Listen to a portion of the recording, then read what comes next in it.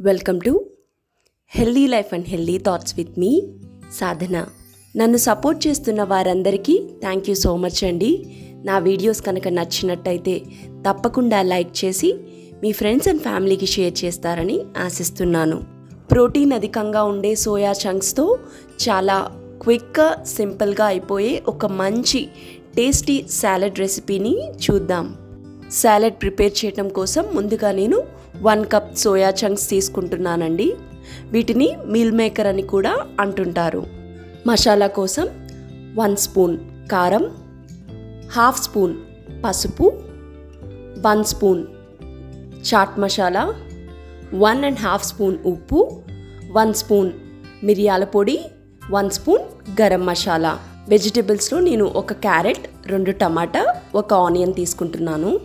ముందుగా మనం తీసుకున్న 1 కప్ సోయా చంక్స్ని ఒక బౌల్లోకి యాడ్ చేసుకుని అందులో మరిగిన వాటర్ని యాడ్ చేసుకోవాలి. ఆ తర్వాత దానిలో 1/2 స్పూన్ వరకు సాల్ట్ యాడ్ చేసుకుని దాన్ని ఒక 10 నిమిషాలు అలా వదిలేయాలి. ఈలోగా మనం తీసుకున్న వెజిటేబుల్స్ అన్నిటినీ చిన్న చిన్న ముక్కలుగా కట్ చేసుకోవాలి. ఈ సలాడ్లో మీకు కావాలంటే కీరదోసకాయ కూడా యాడ్ చేసుకోవచ్చండి. 100 గ్రాముల సోయా చంక్స్ అంటే మీల్ మేకర్లో సుమారు 48 గ్రాముల ప్రోటీన్ ఉంటుంది మరియు 13 గ్రాముల ఫైబర్ ఉంటుంది. మన శరీరంలో చెడు కొలెస్ట్రాల్ని తగ్గించి మంచి కొలెస్ట్రాల్ని పెంచడంలో ఈ సోయా చంక్స్ అనేది ఉపయోగపడుతుంది. మనం తీసుకున్న వెజిటేబుల్స్ అన్నిటినీ సన్నగా చాప్ చేసుకుని బౌల్స్లో యాడ్ చేసుకోవాలి. వేడి నీళ్ళల్లో వేసిన సోయా చంక్స్ 10 నిమిషాల తర్వాత నీరంతా అబ్జర్వ్ చేసుకుని ఇలా స్పాంజ్లా అవుతాయి. వీటిలో ఉండే నీరంతా మనం పూర్తిగా పిండేయాలండి. అవి ఇంకా వేడిగా ఉన్నాయి కాబట్టి నేను ఒక స్పూన్ యూస్ చేసి దానిలో ఉండే వాటర్ అంతా స్క్వీజ్ చేస్తున్నాను. మీరు కావాలంటే ఈ ప్రాసెస్ చేతితో కూడా చేయొచ్చు. వాటర్ మొత్తం స్క్వీజ్ చేశాక వాటిని ఒక బౌల్లో యాడ్ చేసుకోవాలి. ఆ తర్వాత ఒక కడాయిలోకి మనం ముందుగా తీసుకున్న స్పైసెస్ అన్నీ యాడ్ చేసుకోవాలి. కారం, పసుపు, చాట్ మసాలా, గరం మసాలా, మిరియాల పొడి. మనం ముందుగానే సోయా చంక్స్ నానబెట్టినప్పుడు సాల్ట్ యాడ్ చేసాం కాబట్టి ఇక్కడ 1 స్పూన్ యాడ్ చేస్తే సరిపోతుంది. ఆ తర్వాత 1 స్పూన్ నువ్వుల నూనె యాడ్ చేసి అన్నీ బాగా కలిసేటట్టు మిక్స్ చేసుకోవాలి. అన్నీ బాగా మిక్స్ అయ్యాక కడాయిని స్టవ్ మీద పెట్టుకుని ఒక 2 నిమిషాల తర్వాత ఆయిల్ కొంచెం వేడవుతుందండి. ఆ టైంలో మనం ముందుగా వాటర్ స్క్వీజ్ చేసి పెట్టుకున్న సోయా చంక్స్ని యాడ్ చేసుకోవాలి.